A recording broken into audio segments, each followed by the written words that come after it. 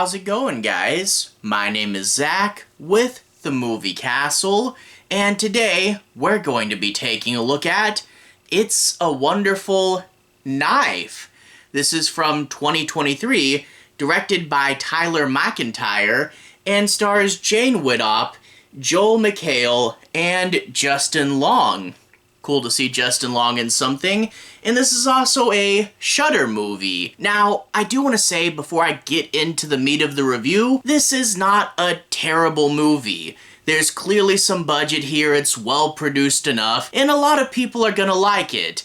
It's pretty ham-fisted and on the nose, but I know a lot of people like a light slasher with a fair bit of comedy, and it's not hilarious or anything, but I know a lot of people are going to go in, have a good little afternoon with it, and not feel bad, probably not think about it too much after, but it's totally fine. But that being said, it's not great either and has some major issues, and to be honest, it's in a modern tropey thing that people are doing lately that I'm getting a little bit sick of. Basically, you had Happy Death Day coming out, and that took Groundhog Day and combined it with a slasher movie. And that worked really well. The idea that the final girl would get to keep coming back and try to get through the slasher movie correctly, it was a good concept. But it also acknowledged its inspiration and moved on quickly and focused on being a good slasher movie. Happy Death Day was good, but after that came out, Hollywood kept wanting to cross classic movies with slashers, and we got a ton of them. Freaky based on Freaky Friday, Totally Killer based on Back to the Future, and now we're crossing It's a Wonderful Life with Scream. And to be honest, horror's done this for forever. Doing a cash grab movie based on a cheesy concept. I'm going to start calling them cheese grabs now, but whatever. A lot of these fall into two camps. Either they just really don't deliver, like a lot of the modern Amityville knockoffs, and people kind of ignore them. Or they do, and you become something like the Sharknado series. Those are legitimately fun and over the top. But these always feel so ham-fisted, and I always groan when I see them. Yet, big studios like Shudder are making these, and people seem to enjoy them. I don't think they're that great. Outside of Happy Death Day, I haven't really been impressed with any of these, and they just feel way too wink and nod, way too on the nose, never great slashers and never great comedies.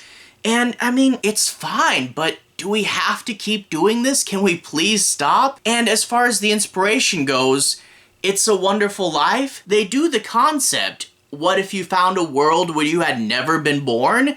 They do that, it's the same setup, but it is nowhere near the character study that It's a Wonderful Life was. To be honest, character is one of the weakest parts of this movie. I don't really know or care about most of the characters, and we jump into the parallel worlds so quick that the changes don't really stand out. It's either they're pretty much the same, I guess, because I didn't really know them, or like the mom and dad in this movie, when you go to the other world, they're terrible people, and just the fact that she was never born and now they're completely different, that really takes away from their agency as characters there, and honestly is pretty disrespectful. But outside of just the base concept, you'll get a few little Easter eggs here and there, but it's basically just the concept from It's a Wonderful Life. Again, no major character study. Instead, we're going to have this convoluted plot about how Aurora magic works.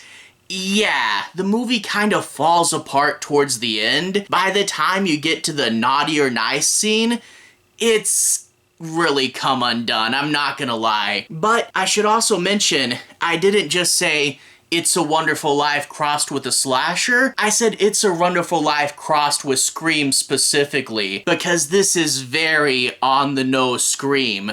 I mean, the killer's basically Ghostface, and you know how there was that bit of trivia how Ghostface originally was gonna have a white robe because he's a ghost, and they changed it? Well, this movie's gonna do the white robe they rejected, and the main girl's running around with her Drew Barrymore haircut.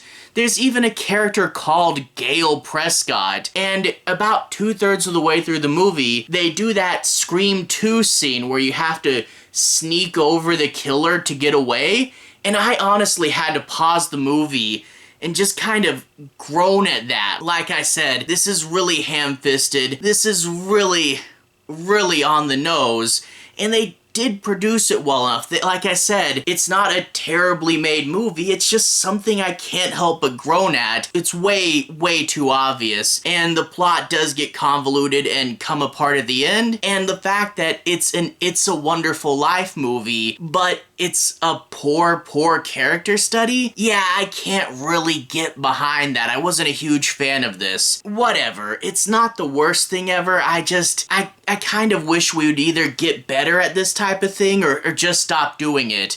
Or maybe what's more likely to happen is that smaller studios will start doing it, but with like no budget, wreck it up, ruin this genre's reputation, and then we can finally stop.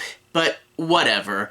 I guess in order to analyze this movie further, I'm going to talk a bit about the plot. I'm not going to do any major spoilers, but I do want to break down and analyze a few things and say my piece on a few plot points. I'll be avoiding the end bits, so no major spoilers, but there is also a few extra twists, so I may have to talk around a few things, because I, again, don't want to wreck it up, but I do want to analyze things. So without further ado, let's jump in. We open up with Justin Long, and Justin Long is essentially Mr. Potter. He's a busy businessman that wants to take over this whole town of Angel Falls, and yes, he has a spray tan and his hair is combed over, so he's quite obviously a parody of Joel Osteen? Yeah, how is this movie so on the nose yet off? Whatever.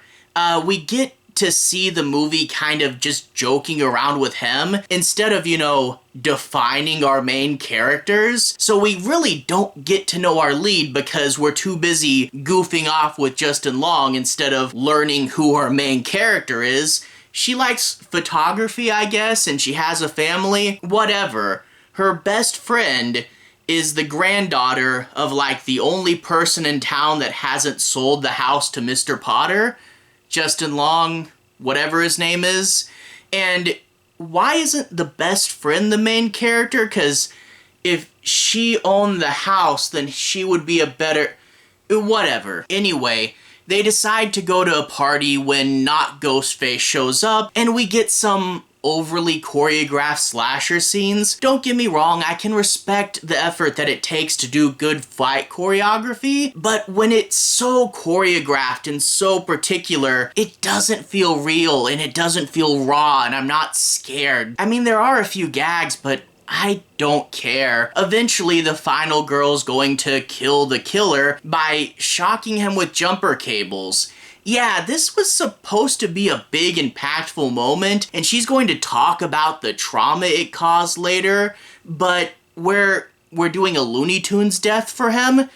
That doesn't make sense. Whatever. They do unmask the killer. I won't say who it is, but you know who it is. But she's dealing with the trauma, and we cut to Christmas next year, and her family's just complete jerks who don't care about her, and she's clearly suffering, and they're just oohing and awing over the brother. Yeah, it's way too cartoony and way too on the nose, and doesn't feel realistic. It feels super strange and forced. But a series of other bad things happens. She doesn't get into the college she wants. Her boyfriend's cheating on her, and she just gets all this stuff and goes to a bridge and says that she wishes she had never been born. And a major problem with this scene is it just feels like a throwaway line of dialogue. In the original, George Bailey was suicidal. It was a desperate moment. Here, it just feels like something she says, and if it wasn't for overly CGI Aurora Borealis magic afterwards, the line wouldn't have had that much impact. But whatever, now she's in the parallel world, she's never been born, and she gets to run around and go, "What? You don't know me? That's crazy." And like I said, a lot of the people, either it's way too different, again denying them their own character agency, or they're pretty much the same. One of the people that accepts her is a character known as Weirdo, and the two team up and she has someone to talk with, but it turns out without her there to stop the killer, naturally, the killer is back, and he's been killing people every couple weeks for the whole year that she's been away. Yeah, that was one of my problems with the movie. It's like, what if a final girl says, "I wish I was never born"? Well, then the killer would be back. That's obvious. And even in the script, she says, "Yeah, I realized that was a dumb wish pretty quickly." So it's kind of a flimsy concept because we see the obvious ramifications of what would happen. Whatever. She knows who the killer is. She has no proof, and she's going to try to go out there and fix this. And it turns out she really has to because, again, we can't just say it's a character study and there's magic and we're looking at this world. We have to throw in all this stupid stuff with like, oh, the aurora is really this and we have to do this by this time. And as I said earlier, by the time you get to the end, they've thrown in a few unnecessary twists, and the naughty or nice scene at the end is totally unrealistic. And I don't even know why a certain character is able to do what he's doing during that scene. But again, whatever. It's an okay enough little slasher light comedy, even if it does start to unravel. Justin Long's character is again super on the nose, but at least he's having fun. And there is a constant Christmassy atmosphere the whole time around. But yeah, it was just so ham-fisted the whole time and then goes into convoluted territory. It's just, I'm not a huge fan of this. Overall, it's okay for what it is, but again, do we need more of these? I'm guessing we're gonna at least get a few more high-profile ones, but honestly, the only one I like is Happy Death Day. Whatever, though. Anyway, to everyone who's watched so far, thank you for watching. To everyone who's liked and subscribed, thank you. You really are helping the channel out. I'll leave a relevant playlist on the bottom if you guys want to see me talk about more movies. You should be able to find them there. Anyway, have a good day. I'll see you guys again very soon. Playlist here. Have a good day now.